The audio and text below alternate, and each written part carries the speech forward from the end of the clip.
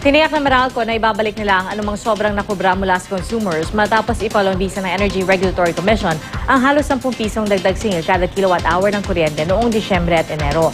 Ayon sa ERC, palpak ang sistema ng wholesale electricity spot market na nagpamahal sa presyo ng kuryente. Balita natin ni Julio Segovia.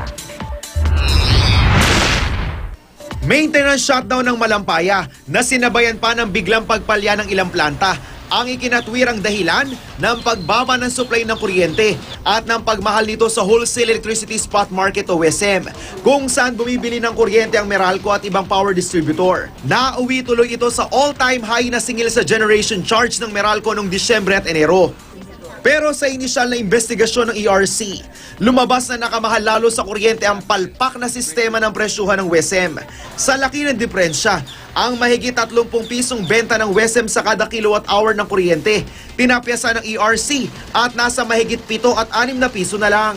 Kaya dapat din daw bawasan ng mga dapat na dagdag singil ng Meralco para sa Disyembre at Enero. Kung i-apply yung panibagong presyohan sa WESM, ang Meralco ay maaaring maibaba niya ang kanyang generation charge ng mahigit pa sa kalahati. Sa taya ng ilang eksperto sa industriya, papatak na wala pang 50 sentimo kada kilowatt-hour ang dapat na taas singil ng Meralco noong Disyembre at Enero.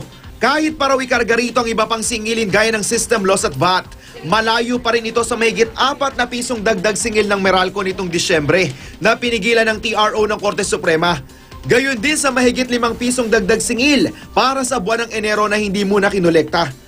Ayaw pang kumpirmahin ng Meralco kung tama ang pagtayang ito, lalo pat ang Philippine Electricity Market Corporation o PEMC ang inatasan ng ERC na mag-recompute. May 7 araw ang PEMC para tapusin ang pagkwenta sa bagong power rate. Ano't anuman, bukod sa pagpapatupad ng recomputed rate, isa sa uli raw ng Meralco ang sobra sa nasingil sa mga nagbayad bago ang TRO ng Korte Suprema noong Disyembre. Kung ang magiging resulta ng PEMC recalculation mas mababa dyan, magre-refund tayo. Pero hindi kontento ang ilang militanteng kongresista sa inisyal na resulta ng investigasyon ng ERC. Yung kanilang punto ng recalculation para sa amin is out of place. Kasi para sa amin, zero yan.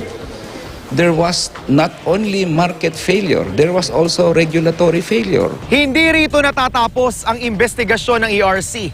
Tuloy pa rin daw ang kanilang pagsisiyasat kung sino sa mga energy player ang dapat sisihin kung bakit lumobo ng husto ang presyo ng kuryente.